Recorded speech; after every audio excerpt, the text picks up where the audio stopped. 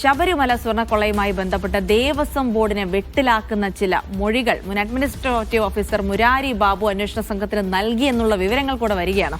സ്വർണം ചെമ്പെന്ന് രേഖപ്പെടുത്തിയത് മുൻ ദേവസ്വം പ്രസിഡന്റ് എ പത്മകുമാറും എൻ വാസുവും നേരിട്ട് കണ്ടു എന്നാണ് മുരാരി ബാബുവിന്റെ മൊഴി.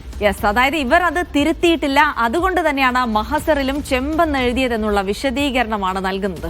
ഒന്നാം പ്രതി ഉണ്ണികൃഷ്ണൻ പോറ്റിയുമായി അന്വേഷണ സംഘം ബംഗളൂരുവിലേക്ക് തെളിവെടുപ്പിന് തിരിച്ചിട്ടുണ്ട്. ഇതിനിടയിൽ സിജോ വി ജോൺ അതിന്റെ വിശദാംശങ്ങൾ നൽകും. സിജോ, മുരാരി ബാബുവിന്റെ മൊഴി അങ്ങേറ്റം പ്രധാനമാണ്. മുരാരി ബാബു താൻ സ്വർണ്ണപ്പാളികൾ ചെമ്പ് എന്ന് മഹസറിൽ രേഖപ്പെടുത്തുമ്പോൾ തീർച്ചയായും അത് അന്നത്തെ ദേവസ്വം ബോർഡ് പ്രസിഡന്റും മറ്റു ഭാരവാഹികളും ഒക്കെ കണ്ട് സാക്ഷ്യം വഹിച്ചതാണ്. ആ നിലക്ക് അന്ന് ചെമ്പെന്ന് രേഖപ്പെടുത്തിയത് അദ്ദേഹം ചെയ്തൊരു കുറ്റമാണെങ്കിൽ അത് കണ്ടവരും അത് സമ്മതിച്ചവരും ഒക്കെ കുറ്റം ചെയ്തവരായി മാറും. ആ നിലക്ക് ഈ നൽകിയ മൊഴി എത്ര കണ്ട് ഗുരുതരമായ ഒന്നാണ്. ഇതിന്റെ ചുവട് പിടിച്ച് ഇനി എങ്ങോട്ടേക്കാകും SIT പോവുക?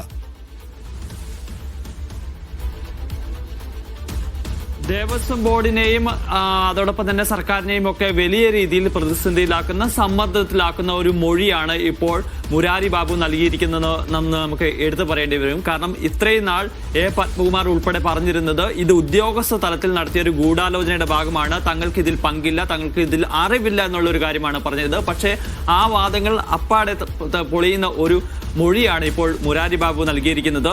താൻ ഇത്തരത്തിൽ രേഖകളിൽ എഴുതിയത്, ഇത് ഉത്തരവിൽ കാര്യങ്ങൾ ചൂണ്ടിക്കാണിച്ചത്, ആ സ്വർണ്ണപ്പാളി എന്നത് ചെമ്പാക്കി എഴുതിയത് അത് അന്നത്തെ ദേവസ്വം ബോർഡ് പ്രസിഡന്റിനെയും അതോടൊപ്പം തന്നെ അന്നത്തെ ദേവസ്വം കമ്മീഷണറായിരുന്ന വാസുവിനെയും കാണിച്ചിരുന്നു എന്നാണ് പറയുന്നത്. ഇവർ അത് കണ്ടിരുന്നു, പക്ഷെ ഇവരത് കണ്ടിട്ടും ഇത് അവർ രേഖകളിൽ തിരുത്താൻ തയ്യാറായില്ല.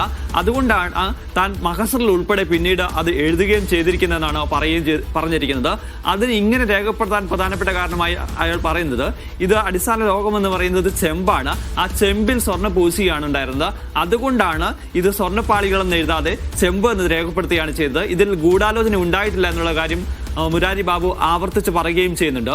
അത് ആദ്യം മുതൽ ഇയാൾ ഇത് പറയുകയും ചെയ്യുന്നു. പക്ഷെ അതിൽ ഏറ്റവും പ്രധാനപ്പെട്ട കാര്യം എന്ന് പറയുന്നത്, ഇത് അന്നത്തെ ദേവസ്വം ബോർഡ് പ്രസിഡന്റായിരുന്ന എ പത്മകുമാറും അതോടൊപ്പം തന്നെ ഇതിന്റെ ദേവസ്വം കമ്മീഷണറായിരുന്ന എൻ വാസുവും കണ്ടിരുന്നു എന്നുള്ളതാണ്. അങ്ങനെ കണ്ടിരുന്നുവെങ്കിൽ എന്തുകൊണ്ട് ഇത് തിരുത്താൻ അവർ തയ്യാറായില്ല എന്നുള്ളൊരു കാര്യമാണ്. കാരണം ദേവസ്വം ബോർഡ് പ്രസിഡന്റിനും ദേവസ്വം കമ്മീഷണർക്കൊക്കെ ഇത് സ്വർണ്ണപ്പാളിയാണെന്നുള്ള സംബന്ധിച്ച് കൃത്യമായ വിവരങ്ങൾ ഉണ്ടായിട്ടുണ്ടല്ലോ. അങ്ങനെയാണെന്നുണ്ടെങ്കിൽ പിന്നീട് എന്തുകൊണ്ട് ആ ഉദ്യോഗസ്ഥനെ തിരുത്താൻ തയ്യാറായിട്ടില്ല എന്നുള്ളതാണ് ഏറ്റവും പ്രധാനപ്പെട്ട ചോദ്യം.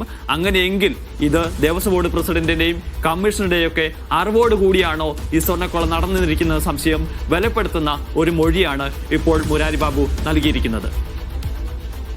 എന്തായാലും മുരാരി ബാബുവിന്റെ മൊഴി ദേവസ്വം ബോർഡിനെ അടക്കം വെട്ടിലാക്കിയിരിക്കുന്നു. സിജോ, നമുക്കറിയാം നേരത്തെ ഈ പറഞ്ഞ കാര്യമുണ്ട്, മുഖ്യമന്ത്രി അടക്കം പറഞ്ഞത് ദേവസ്വം ബോർഡിന് നേരെ ഇതിൽ ആരോപണങ്ങളൊന്നും വരുന്നില്ലല്ലോ എന്ന് പറഞ്ഞ് കൈകഴുകാനുള്ള ശ്രമമായിരുന്നെങ്കിൽ ഇനി അത് കഴിയില്ല എന്നാണ് ഈ അടുത്ത കാലത്ത് നടന്ന എല്ലാവിധ മൊഴികളും സംഭവ വികാസങ്ങളും തന്നെ വ്യക്തമാക്കുന്നത്. സ്വാഭാവികമായിട്ടും ഇനി അന്വേഷണം, മൊഴിയെടുപ്പൊക്കെ ആ മുൻ ബോർഡ് അംഗങ്ങളിലേക്ക് കൂടെ നീങ്ങുകയാണ്. അങ്ങനെയാണെങ്കിൽ നേരത്തെ ഹൈക്കോടതിയുടെ ഒരു സുപ്രധാന നിരീക്ഷണം ഉണ്ടായിരുന്നത് ഇപ്പോഴത്തെ ദേവസ്വം ബോർഡിലേക്ക് കൂടെ കാര്യങ്ങൾ ചെന്ന് എത്തുമോ എന്നുള്ളൊരു ആലോചന ഉണ്ടായിരുന്നു. അപ്പോൾ അങ്ങനത്തെ കാര്യങ്ങളിലേക്കൊക്കെ ഇനി അന്വേഷണം കടക്കാനുള്ള സാധ്യത ഏറെയാണ്. അപ്പോൾ വരും ദിവസങ്ങളിൽ ഈ മൊഴിയുടെ അടിസ്ഥാനത്തിൽ ഇനി എന്തൊക്കെ നടപടികളായിരിക്കും SIT നിന്നുണ്ടാവുക?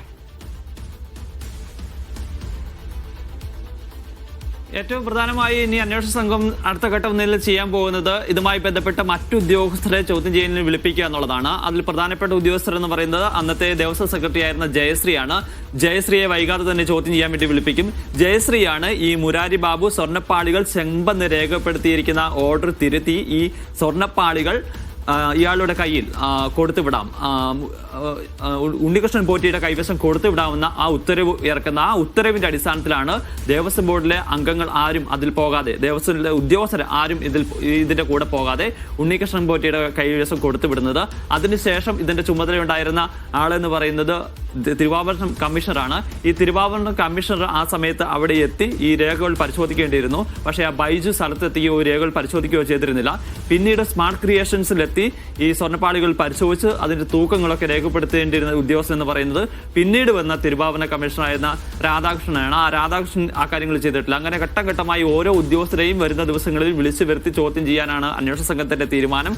കൂടുതൽ തെളിവ് ലഭിക്കുകയാണെങ്കിൽ ഈ ഉദ്യോഗസ്ഥരെയും അറസ്റ്റ് രേഖപ്പെടുത്തി തുടർ നടപടികളിലേക്ക്